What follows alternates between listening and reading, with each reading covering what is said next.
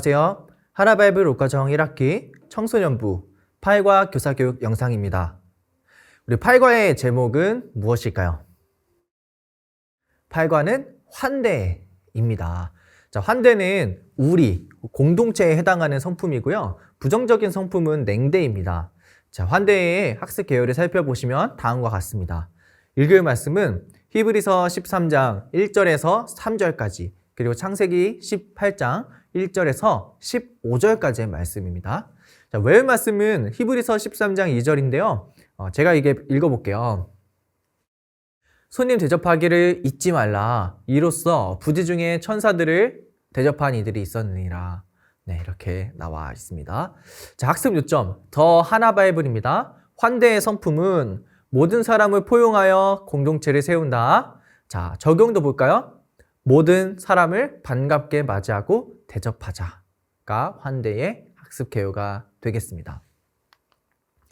네, 환대도 보시면 환대의 성품 여행 가운데 환대의 우물이 있습니다. 네, 이 단원이 선함이죠. 선함의 대로 안에 그쵸, 긍정의 표지판도 있었고요. 환대의 우물이 있는 거예요. 자, 그래서 환대의 우물을 통해서 낯선 사람들에게 시원한 물을 제공하고 쉼을 허락하는 그러한 장소가 되겠습니다.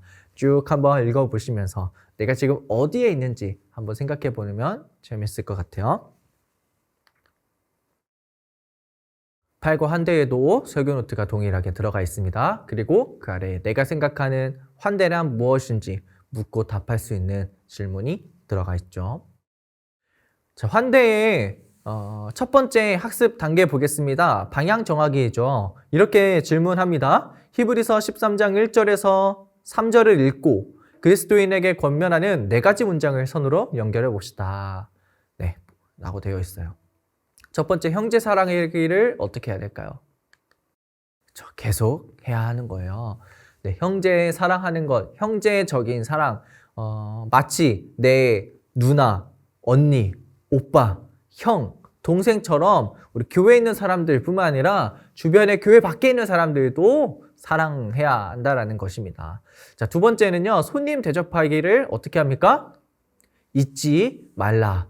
네, 히브리서에서 이렇게 말하면서 부지 중에 천사들을 대접한 사람도 있다라고 말하는데 그것이 바로 창세기의 아브라함 사건으로 이어져 오는 거죠. 아브라함이 무엇입니까? 마을에 이렇게 있을 때 마을을 찾아온 천사들을 보고 천사인지도 모르고 환대하고 대접했죠. 알고 보니 그들이 천사이지 않았습니까? 그런 아브라함의 모습을 떠올리면서 우리 공동체에 온 혹은 나를 찾아온 자들을 그냥 냉대하는 것이 아니라 환대해야 한다는 것입니다. 세 번째 볼게요. 너희도 함께 갇힌 것 같이 갇힌 자를 생각해라 라는 거예요. 자, 당시에는 기독교를 믿는 이유만으로 잡히고 또 박해받고 그런 때 아닙니까? 잡혔으면 잡혔나 보다 하고 끝나는 것이 아니라 감옥에 갇혔나 보다 끝이 아니라 내가 정말 갇힌 것처럼 그렇게 그들에게 관심을 기울이고 그들을 위해서 기도하고 격려하고 그렇죠? 도움을 주어야 한다라는 것입니다.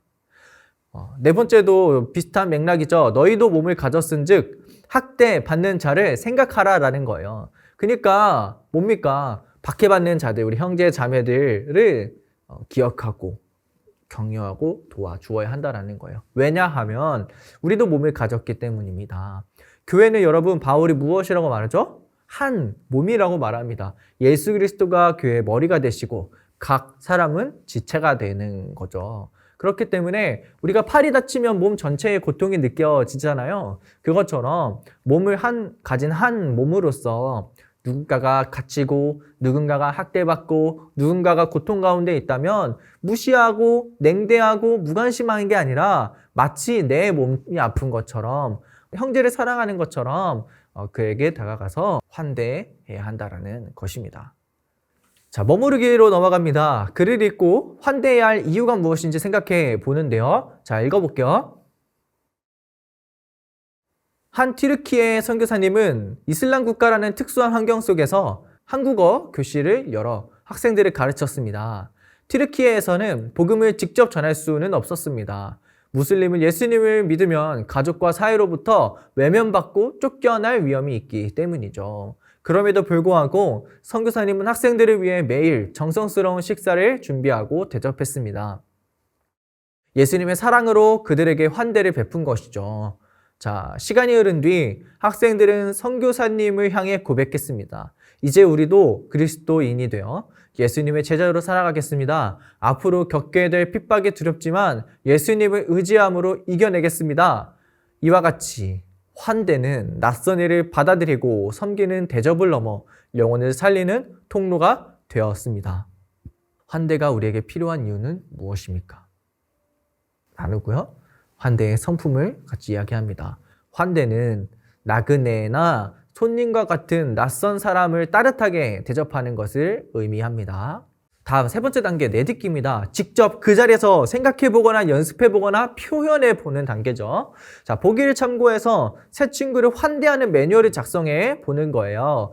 자, 만약에 우리 부서에, 우리 반에 새로운 친구가 왔다면 그 친구를 어떻게 환영할지, 환대할지 환대 매뉴얼, 새 친구 매뉴얼을 만들어 보자라는 거예요. 그래서 보기에 이렇게 약속, 선물, 환영, 연락처 교환, 소개 5가지 순서가 있습니다. 하나씩 결정해서 나만의 순서를 정하고 나만의 멘트를 만들어 보는 거예요.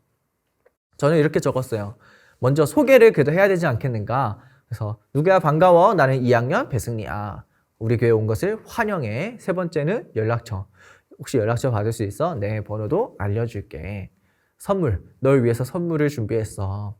부담 갖지 말고 잘 받았으면 좋겠어. 그리고 우리 다음 주에도 또 보자. 이러한 순서대로 한다면 네, 어떨까요? 새 친구가 왔을 때 그 매뉴얼에 따라서 직접 해볼 수 있지 않을까요? 네, 이렇게 해보는 거예요. 자, 다음 마지막 단계 나아가기입니다. 자, 나아가기 이렇게 질문합니다. 우리 반 혹은 우리 부서가 예배 전 안내를 선다면 어떻게 따뜻하게 맞이할지 계획을 세우고 실천해 봅시다 라고 되어 있습니다. 매일 여러분들의 선생님이 될 수도 있고요. 누군가가 이제 안내를 서서 주보도 나눠주고 예배실도 정리하고 이런 것들을 합니다. 그쵸? 근데 그것들을 우리가 만약에 한다면 어떻게 할지 한번 계획을, 환대 플랜을 적어보는 거예요. 자, 시간과 장소는 어디에서 만날까요? 네, 주일 오전. 예배가 9시 30분이라면 최소 20분 전에는 와야 되지 않을까요? 와서 예배실도 정리하고 또 오늘 나눠줄 주문도 확인해서 나눠주고 또 전달할 거 있으면 전달해주고 뭐 헌금 봉투나 공과책 같은 것들 아니면 하다못해 반가워, 잘 왔어, 환영해, 축복해 이런 것들을 적을 수 있겠죠. 그래서 장소는 예배실 앞에 이런 것들을 준비합니다. 사전 준비, 복장, 표정과 멘트, 그쵸? 복장을 막 뭐 슬리퍼 끌고 오거나 그러면 조금 물론 누군가에게 패션이 될 수 있지만 환경에 따라서 분위기에 따라서 누군가에게는 그게 불편할 수도 있잖아요. 그래서 깔끔한 복장 그리고 표정은 밝게 한다. 멘트는 환영해, 축복해, 반가워 뭐 이런 것들을 같이 사전에 입을 맞추면 편하겠죠. 예상되는 어려움, 어색해서 말을 못할 것 같다. 부끄러워서 입이 떨어지지 않을 것 같다. 뭐 이런 것들. 역할 분담. 내향형 친구가 있다면 정말 못 주겠어요 한다면 주보와 반 표시하는 어떤 표시판이라던가 청소라던가 이런 것들을 미리 세팅하는 역할을 나눌 수도 있을 것 같습니다. 자, 이렇게 한번 해보고 부서에서 직접 적고 끝나는 것이 아니라 자, 다음 주는 몇 반, 다음 주는 몇 반 이렇게 직접 안내를 서보면 좋을 것 같고요.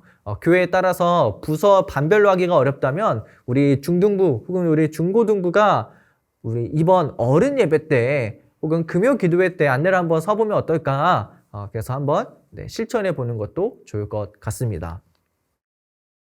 팔과 환대에도 가정용 교재 성품일기가 있다는 걸 기억하시고 꼭 활용하시길 바랍니다.